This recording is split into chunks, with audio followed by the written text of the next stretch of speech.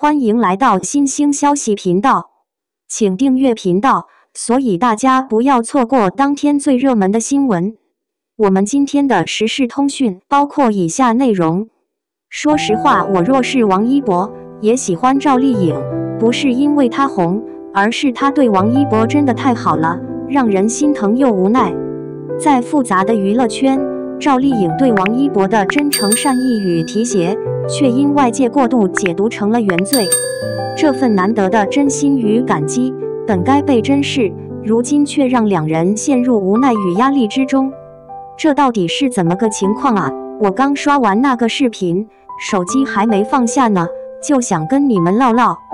不是說誰不好，就是覺得這事兒怎麼鬧騰到現在這個地步，真是讓人啼笑皆非，有點無語，又有點心疼。你說吧，王一博他現在這麼火，資源好到飛起，做什麼都被人盯着。可你瞧瞧，跟趙麗穎這邊一扯上關係，就好像是被按了靜音鍵，什麼都得小心翼翼的。我就是覺得這事兒吧，從頭到尾透着一股子不太對勁的味道。不是誰對誰錯的問題，而是那種無形的壓力，好像把人給架在那裡，動彈不得。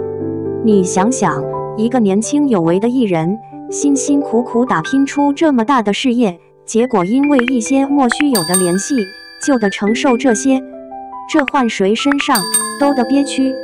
你看趙麗穎，她紅，這是事實，人人都知道。可她對待王一博那份好，也不是裝出來的。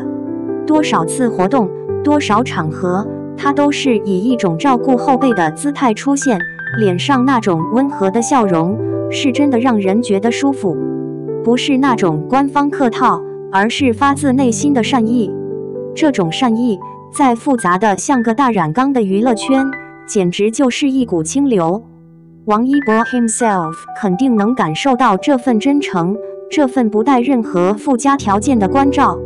我當時看到那個花絮，王一博剛出道那會兒，好像是在某個頒獎典禮上，趙麗穎上台領獎，下面觀眾呼聲很高，他對着鏡頭特意提了一嘴王一博，說他是個很努力的孩子，很有潛力。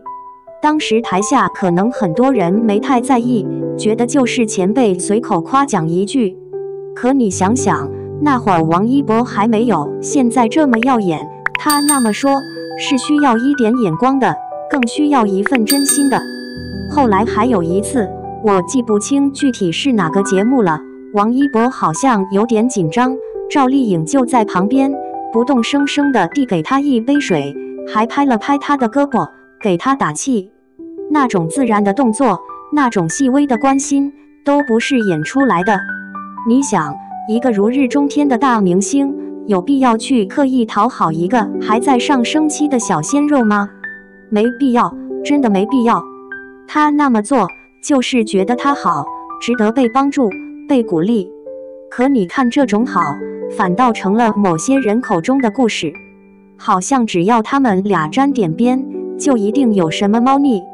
這讓我想起，有時候你對一個人特別好，真心實意地幫助他，結果外面的人卻誤會你別有用心，那得多令人心寒啊！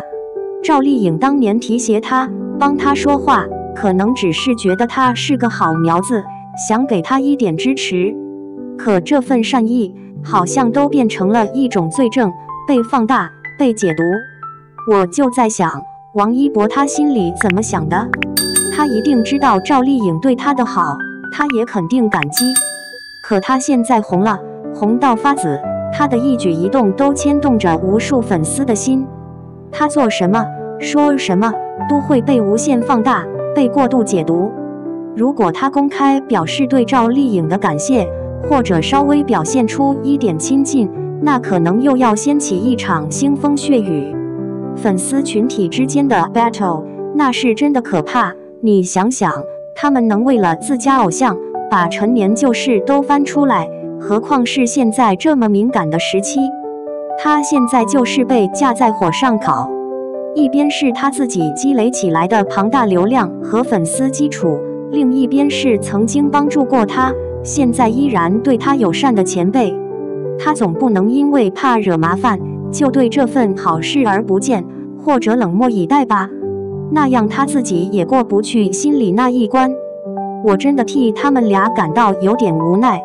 趙麗穎大概也意識到了這個問題，她可能也希望事情能低調一點。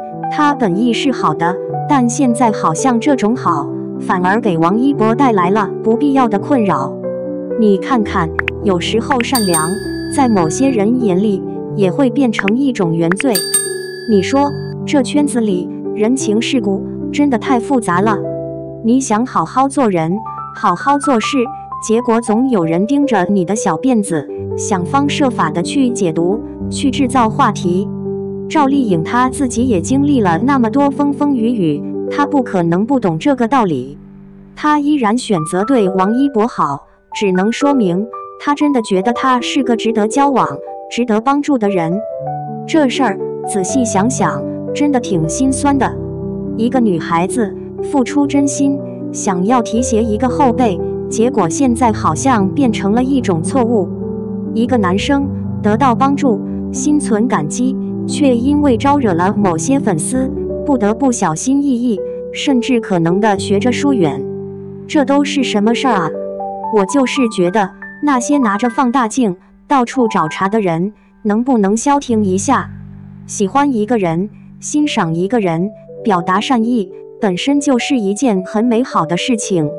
為什麼非要把人與人之間的簡單關係搞得那麼複雜，那麼劍拔弩張？我不是說哪個粉絲群體不好，我只是覺得追星這件事真的沒必要上升到人身攻擊，沒必要去破壞人家之間本該有的善意和尊重。趙麗穎對王一博的好，那是她的情分，王一博心裡的那份感激，也是他的人品。這些東西才是真正寶貴的。這事情鬧到現在這個地步，也不知道什麼時候是個頭。我只想說，真心換真心，這在娛樂圈才應該是最難得，也最值得被保護的東西。你說，要是王一博有一天真的沒辦法再和趙麗穎保持那種自然的互動了，他會不會覺得得到別人的幫助，有時候也是一種錯？他心裡會怎麼想？